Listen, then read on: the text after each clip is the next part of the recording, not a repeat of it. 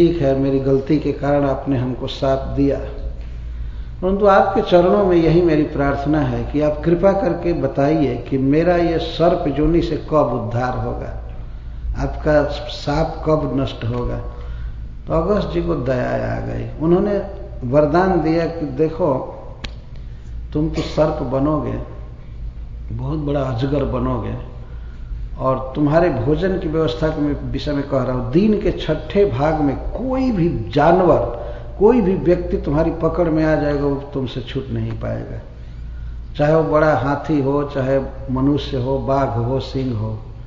तो भोजन की व्यवस्था तो इन्होंने कर दी है, और कहा कि किसी श्रेष्ठ व्यक्ति से जिस दिन तुम्हारी बात होगी, तुम वार्ता करोगे श्रेष्ठ व्यक्ति से, उसी दिन तुम सर्प योनि से मुक्त हो जाओगे, और मेरी कृपा से तुम्हें यह स्मृति रहेगी कि तुम क्यों सर्प बने हो और तुम नहुस थे, ये याद रहेगी। तो नहुस महाराज सर्प बन गए वन में। जब पांडव वन में गए हुए थे, जब द्वैत वन में रह रहे थे, उसी वन में ये नहुस अजगर बन करके पड़े हुए थे, और इनको बात यह पूरी तरह से मालूम थी कि हमारे ही वंश के लोग इस वन में आए हुए हैं, और उनकी इच्छा थी कि मैं युधिष्ठिर से बात करूं, क्योंकि अब युधिष्ठिर से श्रेष्ठ पुरुष कौन होगा, तो उसके साथ बात करके मैं सर्प योनि से मुक्त हो जाऊंगा। ये बात उनको याद थी। तो दैव योग से एक दिन भीमसेन उस वन में अकेले वृक्षों को तोड़ते हुए, रास्ता बनाते हुए, पत्थर फोड़ते हुए पहुंच गए। तब तक उस सर्प ने उनको अपनी पकड़ में ले लिया। तो ऋषि का वरदान था, कोई मुक्त नहीं हो सकता था उसकी पकड़ से। तो भीमसेन तो समझे कि अरे ये सांप फांप क्या है हमारे लिए, तो उसको हाथ से पकड़ करके वो छुड़ाना चाहे, लेकिन वो तो ऐसा जकड़ लिया कि अब कोई भी चार काम नहीं कर रहा था उनका। हार गए, बिल्कुल चूर, थक गए, और सर पकड़ करके और ऐसे मुख फाड़ करके बार बार देख रहा था कि अब तो वो निगलेगा। पस्त हो गए भीमसेन, एकदम मरे हुए जैसे। शाम हो गई, महाराज युधिष्ठिर अपने गुरु धौम्य जी से बातचीत करने लगे, सब भाई आ गए, भीमसेन कहाँ हैं। तो ये दोनों खोजने निकले, धौम्य जी और युधिष्ठिर महाराज की, भीमसेन कहाँ हैं। तो मरे हुए बाघ, हाथी और बड़े बड़े झाड़ियों को उखाड़ा हुआ देखते हुए वे गए, तो देखे तो भीमसेन तो मर चुके हैं। मतलब ये लोग समझे कि मर गए, क्योंकि कोई चेष्टा नहीं हो रही थी, न सांस से, न हाथ हिल रहा था, न पैर।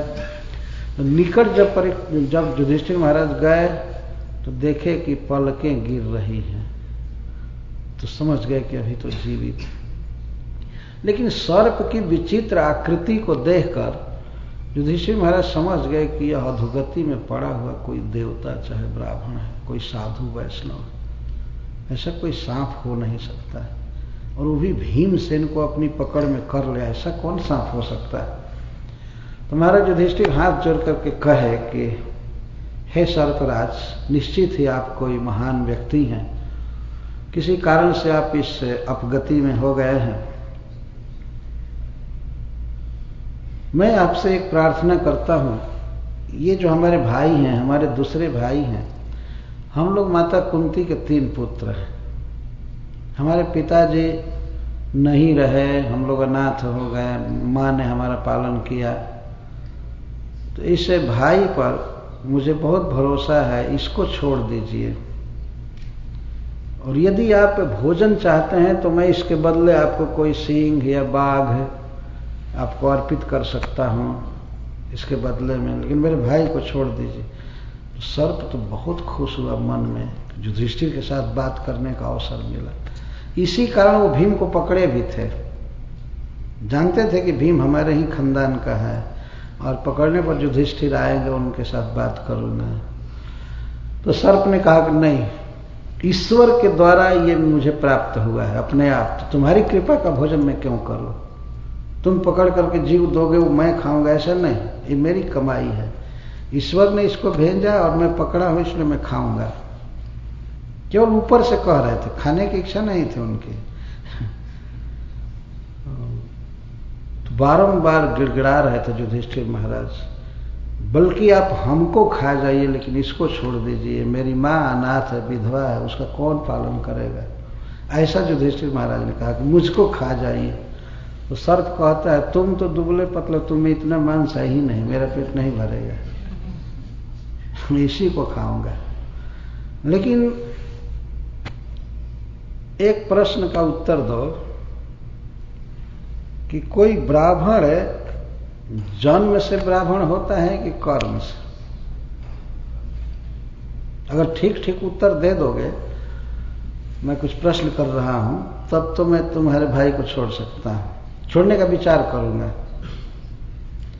तो युधिष्ठिर महाराज तो रो रहे थे, ठीक है आप प्रश्न कीजिए। तो उन्होंने प्रश्न किया ना उसने कि ब्राह्मण जन्म से होता है या कर्म से? युधिष्ठिर महाराज ने कहा कि जन्म तो सबका एक समान होता है, वास्तव में ब्राह्मण कर्म से ही होता है। ये ब्राह्मण के विषय में प्रश्न किया गया था। अच्छा, इस पर बहुत से विचार किया गया है, कैसे कैसे। युधिष्ठिर महाराज का लंबा प्रवचन है, बीच बीच में नहुस प्रश्न कर रहे हैं। इसके बाद नहुस ने कहा, सर्प ने कहा कि तुम्हारा कोई प्रश्न है? वो तो किसी तरह बात करना चाहते थे, तुम्हारा कोई प्रश्न है? तब युधिष्ठिर महाराज ने पूछा, हाँ मेरा प्रश्न है। उन्होंने पूछा कि इस संसार में बताइए, आपका अनुभव होगा, हे सर्पराज, मनुष्य को ऊंचे पद से या भक्ति से, कृष्ण भावना से गिराने वाला कौन कारण है? ये कृष्ण भावना शब्द का प्रयोग नहीं वहां हुआ है, लेकिन भक्ति का ही प्रयोग है, ज्ञान से, चेतना से। कृष्ण भक्ति से डाउन करने वाला, गिरा देने वाला कौन सा कारण है इस संसार में? नहुस महाराज कहते हैं सबसे बड़ा कारण है धन और पद। धन और पद से व्यक्ति भक्ति से बिल्कुल नीचे गिर जाता है। ये देखा गया है संसार में। उसमें अनेक दोष आ जाते हैं, छल कपट नाना प्रकार के। तो फिर युधिष्ठिर महाराज पूछते हैं, ऐसा उदाहरण कोई? तो नहुस कहते हैं, बेटा मैं ही उदाहरण हूं। तो युधिष्ठिर महाराज ने पूछा, आप कौन है? तो कहा, तुमने सुना होगा कि नहुस स्वर्ग के इंद्र बने हुए थे, वही मैं नहुस हूं। और हमको इस गति में कौन डाला है? इंद्र का पद और वहां का धन। बेटा जब मैं स्वर्ग गया तो मैं बिल्कुल अंधा हो गया उस धन और पद से। तो किसी व्यक्ति को चाहिए कि ऐसे धन और पद से वो बचे, नहीं तो ये दोनों अधोगति में उसको डाल देते हैं। अपना उदाहरण दे रहे हैं, महाभारत में बहुत विस्तार से बताते हैं। देखो, जब मैं पृथ्वी पर था तो कितनी तपस्या करता था, धर्म करता था, व्रत करता था। जब मैं यहाँ आया तो मैं ये सोचने लगा कि मैं ही जगत का ईश्वर हूँ, मैं ही सब कुछ हूँ, सारे देवता मेरे अधीन हैं। इसीलिए मैंने इंद्र की पत्नी पर भी अपना मन बिगाड़ा, और उस स्त्री के प्रति मनोभाव बिगड़ने के कारण मेरी ये दशा हुई। और बेटा मैं इसी प्रतीक्षा में था कि तुम कब मेरे पास आओगे। तुमसे बात करने के लिए मैं बहुत उत्सुक था। अगस्त जी ने कहा था कि किसी श्रेष्ठ व्यक्ति से बात करोगे तो सर्प योनि से मुक्त हो जाओगे। तो मैं इसीलिए तुम्हारे भाई को पकड़ा था कि तुम आओगे। वो छोड़ दिए भीमसेन को। युधिष्ठिर महाराज तो सोचते थे कि कहीं ना कहीं ये दांत गड़ाया होगा, विष का संचार हो गया होगा, भीम में मर गया होगा। लेकिन नहुस जी कहते हैं कि मैंने तुम्हारे भाई को कहीं भी डसा नहीं है, केवल पकड़ करके रखा था। और अगस्त जी के वरदान के कारण मेरे ये चंगुल से छूट नहीं पाया। तो ये तुम्हारे भाई रहे। और उसी समय विमान आया। विमान पर सामने भीमसेन खड़े थे, युधिष्ठिर महाराज धाम में, और विमान पर देवता लोग ले गए नहुस को, फिर स्वर्ग ले गए। तो वो बहुत बड़ा अनुभव बताए हैं। कृष्ण भावना में अचल रहने के लिए व्यक्ति को भोगों से बचना चाहिए, नहीं तो तत्काल पतन हो जाता है, एक क्षण में आदमी गिर जाता है, चित्त भगवान से स्खलित हो जाता है। तो यहां पर सुखदेव गोस्वामी जी कहते हैं, तावत त्रिणाकम नहुसः ससास विद्या तपोजोग बलानुभाव स संपदैश्वर्य मदान्ध बुद्धि नीतश्चित तिरश्चम गतिम इंद्र पत्न्या। एक स्त्री के द्वारा गिरा दिए गए। अगर सची को भोगने का वे प्रयास नहीं किए होते तो इंद्र पद से इनको हटाना आसान नहीं था, लेकिन एक स्त्री में आसक्त होने के कारण इनकी महानुभावता कुत्सित हो गई, गिर गए। तो इंद्र भगवान इस तरह रह रहे थे। ततो गतो ब्रह्म गिरो पहूत ऋतं भर ध्यान निवारिताघ पापस्तु दिग्देवतया हतौजास ताम्नाभ्यभूदवितं विष्णु पत्न्या। इसके बाद ब्रह्मा जी के अथवा ब्राह्मणों के बुलाने से इंद्र देवता अपने घर गए। जब तक वे थे मानसरोवर में अपने घर में भी, तो ऋतम भर ध्यान निवारिता गए, ऋतंभर का ध्यान कर रहे थे। ऋतम का अर्थ होता है सत्यम और भरम का अर्थ है भरण करने वाले। भगवान श्री कृष्ण या विष्णु ही सत्य के पालक हैं, इसलिए उनको ऋतंभर कहते हैं, और उनकी पत्नी को ऋतंभरा कहते हैं। लक्ष्मी जी का नाम है ऋतंभरा। इसमें तो बहुत प्रसिद्ध है, ऋतंभरा माता जी हैं, बहुत प्रसिद्ध भारतवर्ष में, बहुत काम कर रही हैं जहां तहां गरीबों की सेवा। तो ऋतंभर ध्यान निवारिता, सत्य का पालन करने वाले भगवान का निरंतर ध्यान कर रहे थे, इसीलिए इनका पाप नष्ट हो गया भगवान के ध्यान से।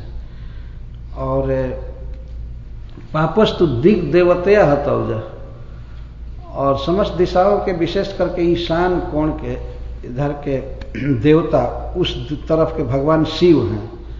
तो भगवान शिव ने ये सोचा कि हमारे घर में, हमारे दिशा में आया हुआ है इंद्र, तो वे भी पाप का निवारण कर रहे थे, उनकी कृपा से भी पाप कमजोर हो गया। भगवान शिव कृपा कर रहे थे, भगवान विष्णु कृपा किए, शिव जी कृपा किए, और अवितम विष्णु पत्न्या, और विष्णु पत्नी श्री लक्ष्मी जी कृपा कर रही थी इंद्र पर।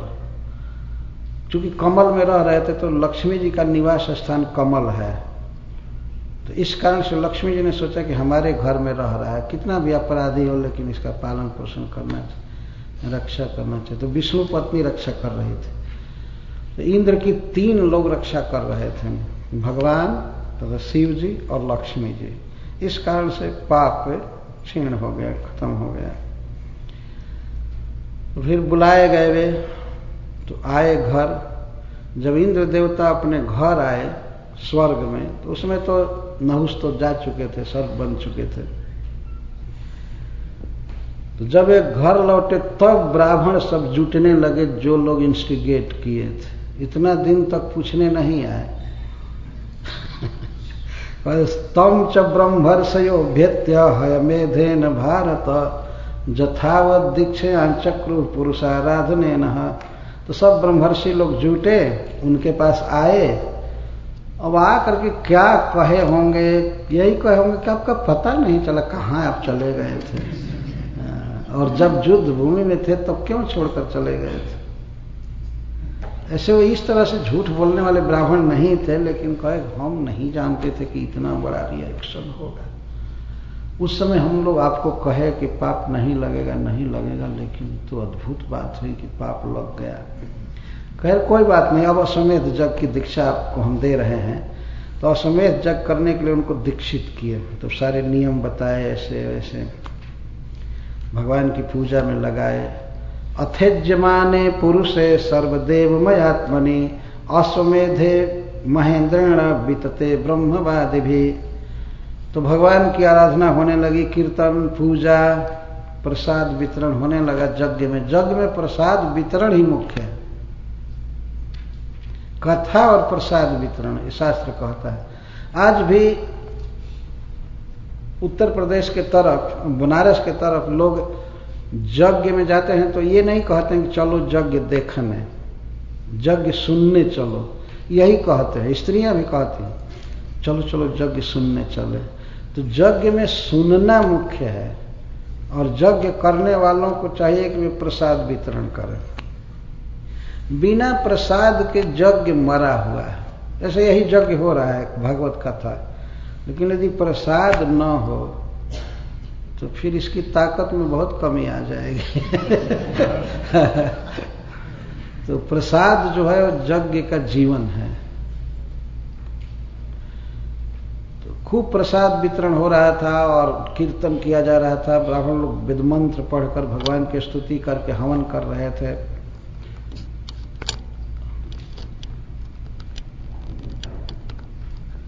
और इस तरह से यज्ञ चल रहा था।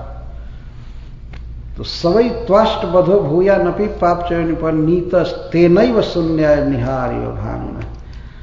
ये भी बहुत बड़ा पाप था वृत्रासुर के वध का, लेकिन भगवान की आराधना करने के कारण इंद्र का पाप वैसे ही नष्ट हो गया जैसे सूरज के उगने पर कुहरा नष्ट हो जाता, एकदम साफ ब्राइट डे आ जाता, थोड़ा भी पाप नहीं रह गया। भगवान के भजन में बहुत शक्ति है।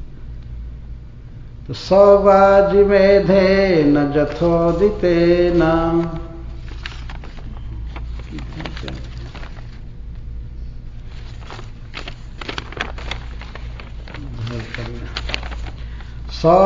सवाजि मेधेन जथोदितेन वितायमानेन मरीचि मुख्य मिश्रहि इष्ट्वाधिजज्ञं पुरुषं पुराणम् इंद्रो महानाश विधूत पापः। स इंद्र, उस महान यज्ञ के अनुष्ठान होने से और इष्ट्वाधिजज्ञं पुरुषं पुराणम, परम पुरुष आदि पुरुष भगवान का यज्ञ से पूजन करने के कारण इंद्रो महानाश, इंद्र महान हो गए, विधूत पाप, उनका सारा पाप नष्ट हो गया। यह कह करके अब श्रील सुखदेव गोस्वामी इस आख्यान की श्रवण कीर्तन की महिमा बता रहे हैं। इसको ध्यान से सुनिएगा, इसका क्या क्या फल है, क्या महिमा है। इदं महाख्यानमशेष पाप्मनां प्रक्षालनं तीर्थपदानुकीर्तनं भक्तिक्षयं भक्तजनानुवर्णनं महेंद्र मोक्षम विजयम मरुत्वतः। इस प्रसंग में क्या क्या है। इदम महा आख्यानम, यह साधारण आख्यान नहीं है, महाआख्यान है, बहुत श्रेष्ठ कथा है। क्यों? क्योंकि इसको सुनने से और बोलने से अशेष पापमनाम प्रक्षालन, समस्त पापों का प्रक्षालन हो जाता है। जो भी मनुष्य से गलती हुई है इस जन्म में, पूर्व जन्म में, जान में अनजान में, सारी गलतियां माफ कर दी जाती हैं। पापों का प्रक्षालन करने वाला है। तीर्थ पदानुकीर्तनम, क्यों पापों का प्रक्षालन हो जाता है? क्योंकि इस कथा में, इस नरेशन में तीर्थ पद का अनुकीर्तन किया गया है। भगवान विष्णु का यश गाया गया है। भगवान को तीर्थ पद कहते हैं क्योंकि उनके पद से, चरण कमल से श्री गंगा जी निकलती, तो वे तीर्थ पद हैं। गंगा जी समस्त तीर्थों में श्रेष्ठ हैं, पर गंगा जी में जो पाप नष्ट करने की शक्ति है वो भगवान के चरणों से संजोग होने के कारण, तो उनको तीर्थपाद या तीर्थ पद कहते हैं। इस प्रसंग में भगवान की महिमा गाई गई है। अच्छा, भक्ति क्षयम, भक्ति क्षय, इसमें भक्ति योग की बहुत बड़ाई की गई है। इस प्रसंग में भक्ति के उत्श्रय, ऊंचाई का वर्णन है, अर्थात भक्ति की महिमा का वर्णन है। और भक्त जनानुवर्णन, इसमें भक्तों का वर्णन किया गया है। जैसे इंद्र, वृत्रासुर बहुत बड़े भक्त हैं।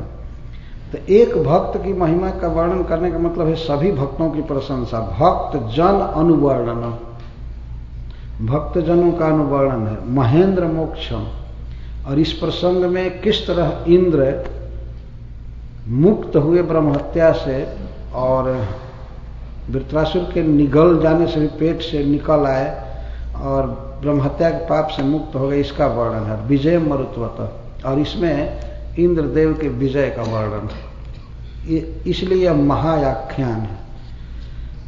आगे सुखदेव गोस्वामी कहते हैं, पठेयुराख्यानमिदं सदा बुधा शृण्वन्त्यथो पर्वणि पर्वणीन्द्रियं धन्यं जशस्यं निखिलाघमोचनं रिपुं जयं स्वस्तेनं तथा युषम्।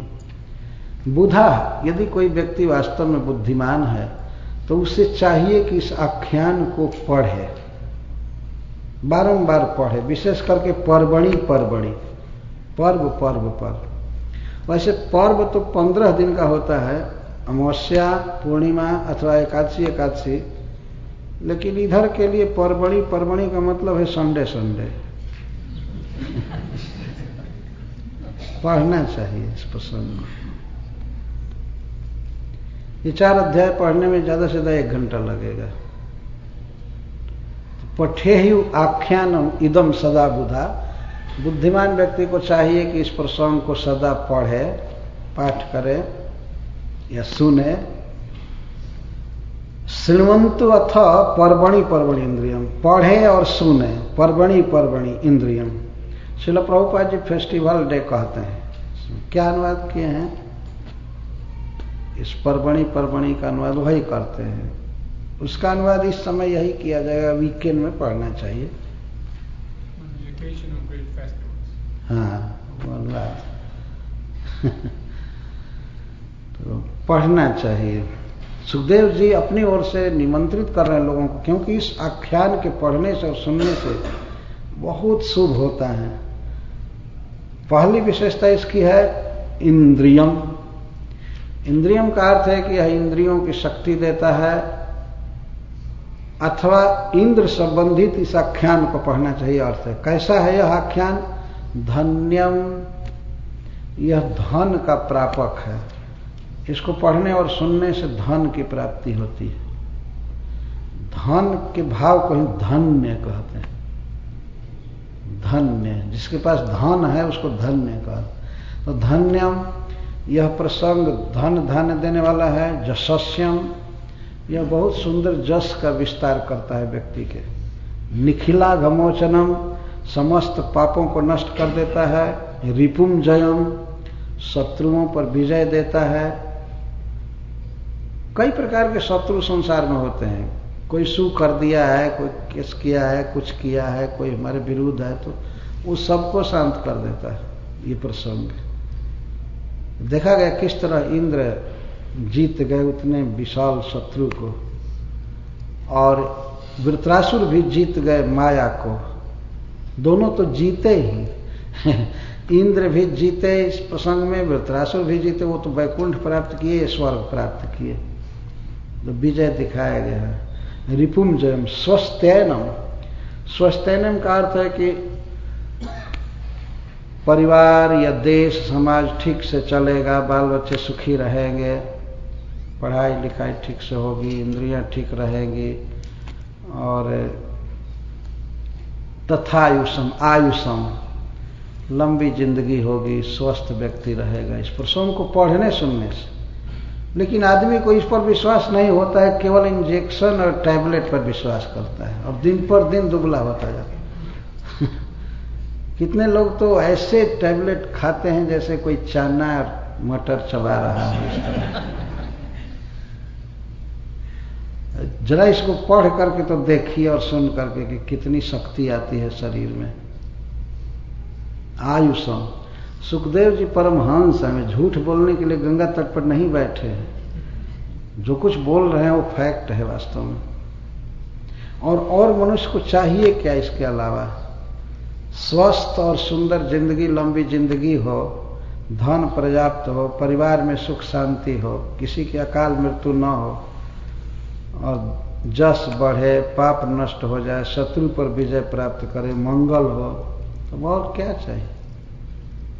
स्वस्थैनम का अर्थ यह भी है कि अंत में वह व्यक्ति भगवान का चरण कमल प्राप्त करता है। इसको पढ़ने से सुनने से सब तरह से सुख मिलता है। इसलिए कहते हैं बुधा सदा पठेयु, बुद्धिमानों को चाहिए कि ये सदा पढ़े, क्योंकि सुखदेव जी जानते हैं कि बेवकूफ लोग नहीं पढ़ेंगे। इसलिए वो कहते हैं कि जो अपने को बुद्धिमान समझते हैं वो तो पढ़ेंगे। तो बुद्ध लोग पढ़े ही, और क्यों नहीं पढ़े? क्योंकि जानते हैं दूसरे लोग पढ़ेंगे ही नहीं, वो तो अखबार पढ़ेंगे। उनको तो फुर्सत ही नहीं है न्यूज़पेपर पढ़ने से, टीवी देखने से, वो क्यों पढ़ेंगे इसको? ये पढ़ना चाहिए। और इसी तरह के और भी प्रसंग हैं श्रीमद् भागवतम में, तो बारंबार पढ़ना चाहिए, सुनना चाहिए। भगवान की कीर्ति, भक्तों का उत्कर्ष, भक्ति की महिमा, किसी न किसी भक्त की लीला दी गई है, उद्गार दिए गए हैं। इसको पढ़ने से सब तरह से मंगलमय जीवन होगा, सुखी होगा। तो भगवान श्री कृष्ण आप सबको सुखी रखें परिवार के साथ, और सबकी मति कृष्ण में लगी रहे, शुभ विचार हो, एक दूसरे की सहायता करें, यही कामना है। तो यहाँ पर ये प्रसंग पूरा हो रहा है। ये 4 अध्याय का प्रसंग है, इसी के विषय में सुखदेव गोस्वामी ये बात कह रहे हैं। इसके बाद पिछले अगले 4 अध्याय में वृत्रासुर जी के पूर्व जीवन का वर्णन है, जब वो चित्रकेतु महाराज थे। तो हम तो इस 2 खंड को 2 सप्ताह में कहते हैं। तो इस तरह से ये प्रसंग हुआ। तो आप लोगों को बहुत बहुत धन्यवाद है कि आप इस कथा में आए, और इस हरे कृष्ण धाम के भक्तों को बहुत धन्यवाद जिन्होंने ये व्यवस्था किया, एक अवसर दिया हमको यहाँ पर भगवान की बात कहने का। इनका मैं बहुत आभारी हूँ। और इस ह्यूस्टन हरे कृष्ण केंद्र को बहुत बहुत लोगों ने मिल करके स्थापित किया है,